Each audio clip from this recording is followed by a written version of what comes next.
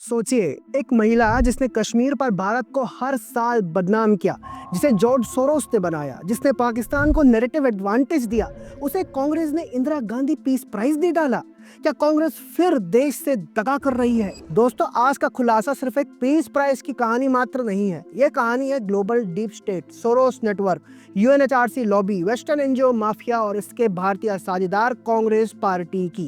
क्योंकि कांग्रेस ने Indira Gandhi peace prize देकर जिस महिला को आज सम्मानित किया है, वो कोई पीस एक्टिविस्ट नहीं, वो Soros mentored UN lobby propelled global operator है, जिसका नाम है Michelle Bachelet, former Chilean president. Michelle Bachelet सिर्फ चिली की एक नेता नहीं है, वो उस ग्लोबल फार लेफ्ट इकोसिस्टम की पैदाइश है जिसके सूत्रधार है खुद जॉर्ज सोरोस। एक तरीके से उनके करियर की ग्रूमिंग सोरोस द्वारा ही हुई थी। Global NGOs, open society back circles और लिबरल गवर्नमेंट्स ने मिशेल बैचेलेट को लगातार प्रमोट किया है।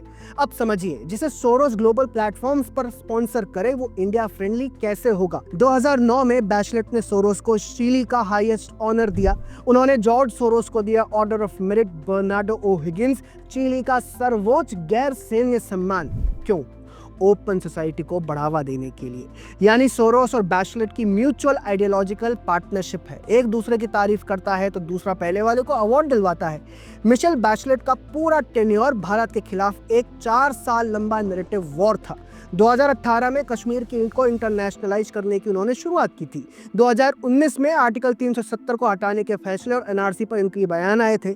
2020 में सीएए पर अनप्रेसिडेंटेड इंटरफेरेंस इनकी तरफ से हुआ था। 2021 में इन्होंने साफ कहा, इंडिया हैरासेस मुस्लिम्स एंड दलित्स।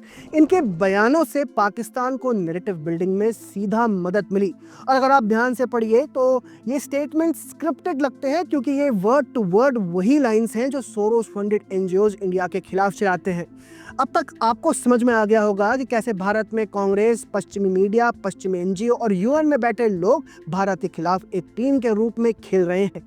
एक पूरा ग्लोबल इकोसिस्टम इंडिया के खिलाफ काम कर रहा था और बैचेलेट ने पूरी कोशिश की कि इंडिया में वे इकोसिस्टम की हर संभव मदद करें। जी हाँ, बैचेलेट और सोरोस बैक्ड एनजीओज ने इंडिया पर लगातार दबाव बनाया कि एफसीआरए रूल्स ढीले करो, फॉरेन फंडेड एनजीओज को खुला लाइसेंस दो। ये वही एनजीओज हैं जो लिबरल इकोसिस्टम और कांग्रेस को नियंत्रित करते हैं। याद कीजिए, 2021 में कांग्रेस लिंक्ड इकोसिस्टम ने फाइजर वैक्सीन को पुश किया था। बैचेलेट इस लॉबिंग नेटवर्क का हिस्सा थी। ये वही समय था जब foreign pharma, global NGOs, western media, UN bodies India के खिलाफ प्रेशर बना रही थी। और उसी समय बैचेलेट ने इंडिया को ह्यूमन राइट्स के नाम पर चारों तरफ से घेरा हुआ था। एंड सिर्फ यही नहीं, बैचेलेट के फ्री मेसनरी से डॉक्यूमेंटेड लिंक्स है। ये वही नेटवर्क है जिनके CIA, Vatican bank, drug mafia, deep state से हिस्टोरिक टाइज रहे हैं। मतलब वे सिर्फ एक्टिविस्ट नहीं हैं, ग्लोबल एलीट क्लब्स के एक सदस्य हैं। और ऐसे ही लोग Soros style global power structures में फिट भी बैठते हैं। अब इनका एक राहुल गांधी करेक्शन भी है। 2018 में बैचेलेट को प्रोग्रेसिव अलायंस अवार्ड मिला था। प्रोग्रेसिव अलायंस दरअसल 140 ग्लोबल फार लेफ्ट पार्टीज का विश्व नेटवर्क है। सोरोस सपोर्टेड इनकी आइडियोलॉजी है और राहुल गांधी इस ग्रुप में पदारी भी हैं। तो पिक्चर साफ है, progressive alliance, Soros network, global left, Bachelet, फिर कांग्रेस, ये सब एक ही आइडियोलॉजिकल फैमिली के अंदर आते हैं। कांग्रेस अब उस ग्लोबल डीप स्टेट के साथ ओपनली खड़ी है जो इंडिया को लगातार कमजोर करना चाहते हैं। और मिशेल बैचेलेट इस नेटवर्क की सिर्फ एक कड़ी नहीं, वो इसकी फ्रंटलाइन ऑपरेटर लगती है। जो व्यक्ति भारत के पक्ष के खिलाफ बोलते हैं, आखिर कांग्रेस उन्हें ही सम्मानित क्यों करती है? अगर अब कोई कांग्रेस पर सवाल उठाए तो ये लोग क्या जवाब देंगे?